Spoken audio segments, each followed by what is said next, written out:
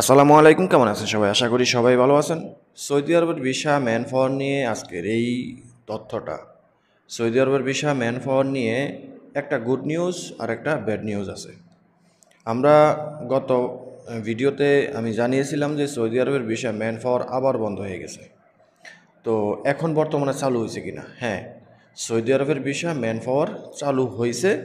তবে কোন কোন ভিসাগুলো ম্যান পাওয়ার হবে, কোন কোন ক্যাটাগরির ভিসাগুলো ম্যান পাওয়ার হবে না, এই বিষয়টা আজকের এই ভিডিওতে শেয়ার করব, জানানোর চেষ্টা করব। অবশ্যই ভিডিওটা শেয়ার করে দিবেন এবং চ্যানেলটি সাবস্ক্রাইব করে রাখবেন পরবর্তী আপডেট ভিডিও পাওয়ার জন্য। সৌদি আরবের ভিসা ম্যান পাওয়ার করতে গেলে এক এক সময় এক একটা রূপ ধারণ করে। 2 মাস পর পরই এক সময় এক এক ডিসিশন নেয়। পূর্বে আমরা দেখছি যে একটা সিস্টেম করছিল যে ডিমান্ড লেটার লাগবে এবং বাংলাদেশ এম্বাসির অ্যাটাচড পেপার লাগবে। এরপরে ভিসার একটা ক্যাটাগরি করছে যে 5-এর অধিক ভিসা হলে সেই ভিসাগুলো ম্যান পাওয়ার করতে গেলে ডিমান্ড লেটার লাগবে বা অ্যাটাস্টেড কপি লাগবে।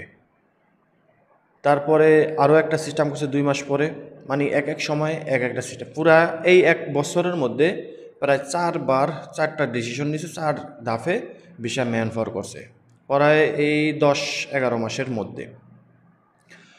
তো এখন বেশ কিছুদিন ধরে সৌদি আরবের ভিসা ম্যান পাওয়ার টোটালি বন্ধ করে দিয়েছে ম্যান পাওয়ার অফিস থেকে, বিএমইটি থেকে ম্যান পাওয়ার টোটালি বন্ধ করে দিয়েছে। এই বিষয়টা আমরা গত ভিডিওতে জানাইছিলাম। এখন বর্তমানে নতুন করে আবার ম্যান পাওয়ার চালু হয়েছে। যে সকল মাদার ভিসাগুলো আছে সৌদি আরবের, এখানে অনেকে প্রশ্ন করেন যে হাউস ড্রাইভার বা হাউস কিপার এই রিলেটেড যেই ভিসাগুলো আছে এই ভিসাগুলো ম্যান পাওয়ার হয় কি না।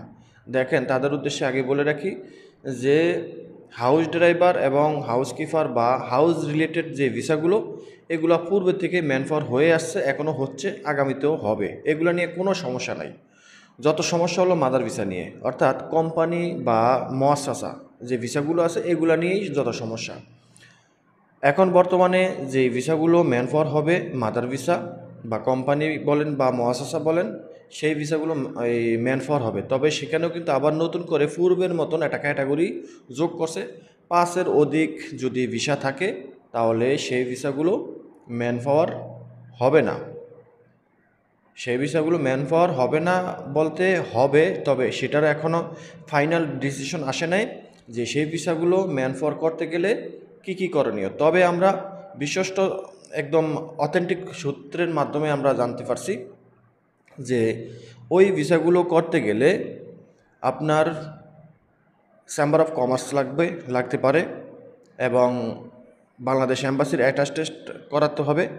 যেটা আগে এই ডিমান্ড লেটার লাগতো সেগুলা আগের মতোই থাকবে। তবে বাড়তি যেই কাজটা করতে হবে, এটা আমি আগের ভিডিওতে বলছিলাম যে সম্ভবত চেম্বার অফ কমার্স লাগতে পারে, কফিলের অনুমতি লাগতে পারে।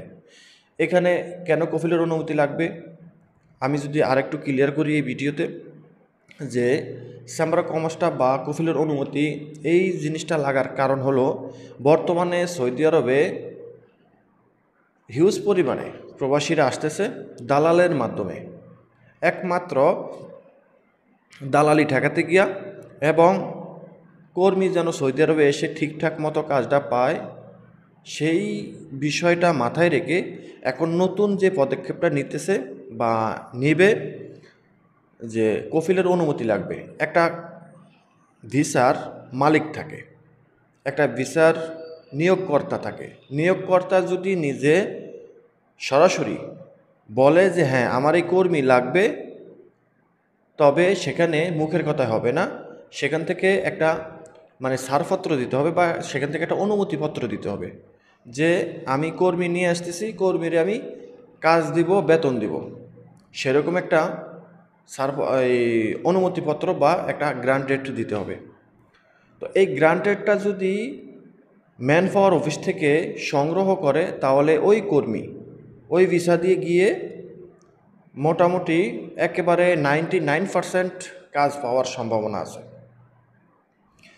তো আমি ব্যক্তিগতভাবে মনে করি যে এই সিস্টেম যদি করে ম্যান পাওয়ার করতে গিয়া, কারণ হাউস ড্রাইভার বা হাউসকিপার এই ভিসাগুলো পূর্বে থেকে আমরা দেখে এসেছি যে এগুলা যখন ওকালা করলে কিন্তু তখন নিয়োগকর্তাকে ফোন দেওয়া হতো, ফোন দিয়ে এটা কনফার্ম হয়ে তারপরে ভিসা ওকালা করতো বা মোফা করতো। ভিসা ওকালা মোফা এগুলা করার আগে কিন্তু নিয়োগকর্তারে ফোন দিত এম্বাসি থেকে। যখন ভিসাটা মোফা হবে, ওকালা তো আগেই করে, তো মোফা যখন করবে এম্বাসি থেকে বা এজেন্সি থেকে, তখন নিয়োগকর্তার সাথে কথা বলতো। নিয়োগকর্তা যদি বলতো যে হ্যাঁ মোফা করো, তখন গিয়ে মোফা করতো। তো এখন এই যে মাদার ভিসাগুলো যদি সেই ক্যাটাগরিতে সেই কোয়ালিটিতে যদি ভিসাগুলো মোফা করে বা ম্যান পাওয়ার করে, তাহলে আমি মনে করি, আমরা যেহেতু প্রবাসী থাকি, সৌদি আরব থাকি, আমি মনে করি প্রবাসীরা 100% না হলেও 95% উপকৃত হবে, কাজ পাবে, বেতন পাবে। তারপরে এখানেও দুর্নীতি আছে, সেটাও আমি বলবো যে কিভাবে এটাকেও দুর্নীতির মধ্যে নিয়ে যাব, সেটাও আমি বলবো এই ভিডিওতে। তো একজন নিয়োগকর্তা যদি সৌদি আরব থেকে অনুমতি দেয় যে লোক পাঠাও, ম্যান পাওয়ার করো, লোক পাঠাও, তো সেখান থেকে এই সৌদি আরব থেকে সৌদি যেই নাগরিক সে কিন্তু বা কোম্পানির মালিকপক্ষ সেখান থেকে কিন্তু একটা গ্রান্টেড দিতে হবে যে কর্মী এসে কাজ করবে। কারণ এখন সৌদি আরবে কাজ নাই, দালালের খপ্পরে পড়ে অনেকে সৌদি আরবে এসে বাইরে বাইরে ঘুরে, এরপরে আপনার এই ফাইনাল এক্সিটের আওতায় চলে যায়, হুরুবের আওতায় চলে যায়, বিভিন্ন সমস্যার সম্মুখীন হয়, মালিক খুঁজা পায় না। তো যার কারণে মালিকের কাছ থেকে গ্রান্টেড নিয়ে তারপর ভিসা ম্যান পাওয়ার করবে। তো এই গেল এই বিষয়টা। তো এগুলা যদি হয় তাহলে সবচাইতে ভালো হবে। এতে কোনো বিন্দু পরিমাণ আমি মনে করি 100% না হলেও 95% লোক উপকৃত হবে। এটা হলো 5-এর অধিক যদি ভিসা থাকে সেই ভিসার জন্য এগুলা করা লাগতে পারে বা করবে। আর 5-এর নিচে যদি ভিসা থাকে, 4 থেকে 5-এর নিচে অর্থাৎ 1 থেকে 4টা ভিসা যদি থাকে ইনচার্জের মধ্যে, যে একটা কোম্পানি ইনচার্জের মধ্যে 4টা বা 3টা 2টা ভিসা এই বের করছে, ওই ভিসাগুলো দিয়া লোক নিব, ঠিক আছে? তো ওই ভিসাগুলো ম্যান পাওয়ার হবে, স্বাভাবিকভাবে ম্যান পাওয়ার হবে। আর যদি 5-এর অধিক যদি ভিসা চলে যায় একটা ইনচার্জের মধ্যে একটা কোম্পানির, তাহলে ওই ভিসার জন্য গ্রান্টেড দিতে হবে কোম্পানির পক্ষ থেকে, ডিমান্ড লেটার দিতে হবে, অ্যাটাস্টেড করাতে হবে এম্বাসি থেকে, তারপর ভিসা ম্যান পাওয়ার হবে, তার আগে নয়। এতে করে আমি মনে করি অনেকটাই ভালো হবে। আর এই যে বললাম যে কফিলের কাছ থেকে বা কোম্পানির কাছ থেকে যদি এই চেম্বার অফ কমার্স নিয়ে তারপরে ভিসা ম্যান পাওয়ার করে, তাহলে সেখানে দুর্নীতি করারও সম্ভাবনা তারপরও আছে। কিভাবে? এখন একটা কোম্পানি বা একটা কফিল আপনাকে চেম্বার অফ কমার্স বা একটা গ্রান্টেড পেপার দিয়ে ভিসা ওকালা ম্যান পাওয়ার করালো। ম্যান পাওয়ার করার পর ব্যক্তি আসলো, আপনি আসলেন, আসার পর আপনি 1 মাস পরে আপনাকে যে কোনো অজুহাত দিয়ে কোম্পানি বা কফিল যদি আপনাকে ফাইনাল এক্সিট লাগিয়ে দেয়, কিচ্ছু করার থাকবে না।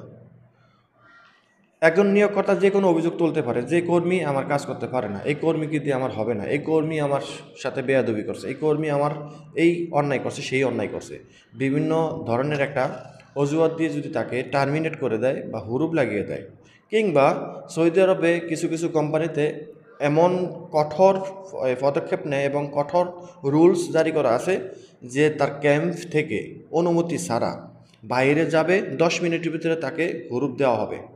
এটা কিন্তু পূর্ব থেকে অনেক বড় বড় কোম্পানিতে কিন্তু আছে, ঠিক আছে? এবং 1 ঘন্টার জন্য বাইরে ছাড়া হয়, গেট দিয়ে বের হবে, ফিঙ্গারপ্রিন্ট দিয়ে যাবে। অর্থাৎ আপনি বাইরে কাজ করবেন, এমন অনেক কোম্পানি আছে, আপনি বাইরে যাবেন আপনার ব্যক্তিগত কাজের জন্য, আপনাকে অনুমতি নিতে হবে হেড অফিস থেকে, ক্যাম্পের হেড অফিস থেকে অনুমতি নিতে হবে, সেখানে আপনাকে ফিঙ্গারপ্রিন্ট দিয়ে যেতে হবে।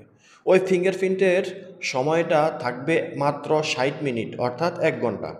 এই 1 ঘন্টার মধ্যে আপনি যদি ফিরে না আসেন, ওই ফিঙ্গারপ্রিন্ট স্বয়ংক্রিয়ভাবে অটোমেটিকলি আপনার ইকামাতে হুরুপ দিয়ে দিবে যে আপনি পালিয়ে গেছেন। বেশ কিছু কোম্পানি আছে, যেমন সৌদি আরবে বিনজারালা নামের একটা কোম্পানি আছে, সেই কোম্পানিতে কিন্তু এই সিস্টেম ছিল, ঠিক আছে? তো আমরা যখন দেখেছি তখন কিন্তু সেটা অ্যানালগভাবে ছিল এবং ডিজিটালভাবেও ছিল। ঠিক আছে, এখন কি পরিস্থিতিতে আছে, এখনও সেই সিস্টেম আছে। তো আপনি 1 ঘন্টার জন্য বাইরে যাবেন, 60 মিনিট ওভার হয়ে যাব, ঠিক আছে, আপনাকে সর্বোচ্চ 5 থেকে 10 মিনিট আরও ওভার টাইম দেওয়া হবে, ওভার সময় দেওয়া হবে। তারপরেও যদি আপনি ফিরে না আসেন, তাহলে এটা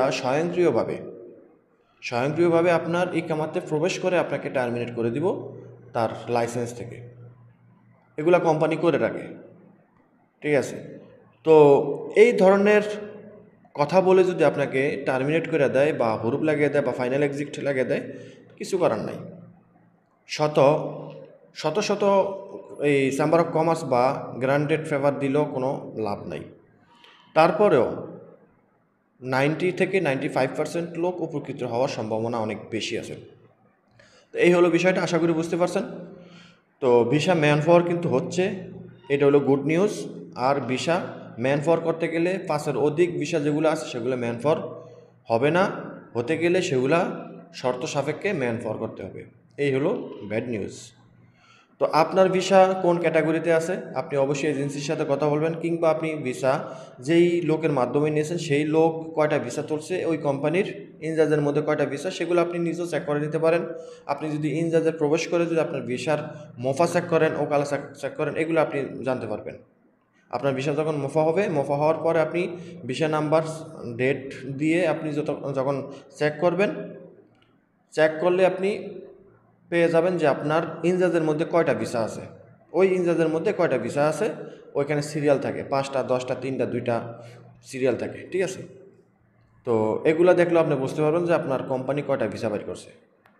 তো সবাই ভালো থাকবেন। আর ইনচার্জের মধ্যে আপনি কিভাবে ভিসা চেক করবেন, এইভাবে আমার চ্যানেলে কিন্তু ভিডিও আছে, একটু কষ্ট করে ভিডিওগুলো খুঁজে বের করে নেবেন, যদিও ভিডিওটা অনেক আগের ভিডিও। সবাই ভালো থাকবেন, ভিডিওটা শেয়ার করে দেবেন, চ্যানেলটি সাবস্ক্রাইব করে রাখবেন। আল্লাহ হাফিজ।